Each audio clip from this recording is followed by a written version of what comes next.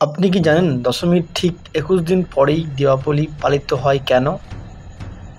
এটা কাকতালীয় নয়, এর পেছনে লুকিয়ে আছে এক অবিশ্বাস্য ঐতিহাসিক ও আধ্যাত্মিক রহস্য। কথিত আছে রাবণ বধের পর শ্রীরামচন্দ্র সীতাকে নিয়ে লঙ্কা থেকে নিজের রাজ্য অযোধ্যায় ফিরে এসেছিলেন ঠিক ২১ দিন পরে। তখন সমগ্র অযোধ্যানগর আলোকিত হয়ে উঠেছিল প্রদীপের আলোয়, কারণ রাজা রাম ফিরে এসেছেন, অন্যায়ের ওপর জয়লাভ হয়েছে। আর সেই দিনটি আজকের দীপাবলি বা আলোর উৎসব হিসেবে উদযাপিত হয়। অন্ধকারের ওপর আলোর জয়, অন্যায়ের ওপর ন্যায়ের জয়।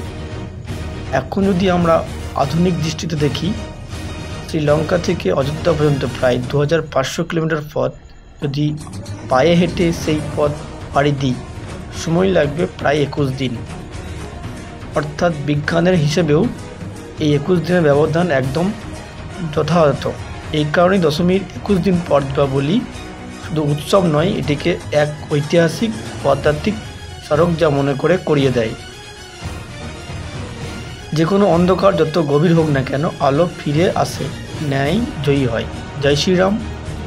এই ভিডিও যদি ভালো লাগে তাহলে লাইক, শেয়ার এবং সাবস্ক্রাইব করুন, কারণ প্রতিটি আলোর কাহিনী আমাদের মনে জাগিয়ে তোলে ন্যায় ও আশার নতুন আলো। ধন্যবাদ। ভালো থাকবেন, ভালো রাখবেন। ভালো লাগলে ভিডিওটি সবাইকে শেয়ার করে দিন, যদি আমার কথা সঠিক হয় তো। আর যদি কিছু ভুল হয়ে থাকে অবশ্যই কমেন্ট করে জানাবেন। ধন্যবাদ।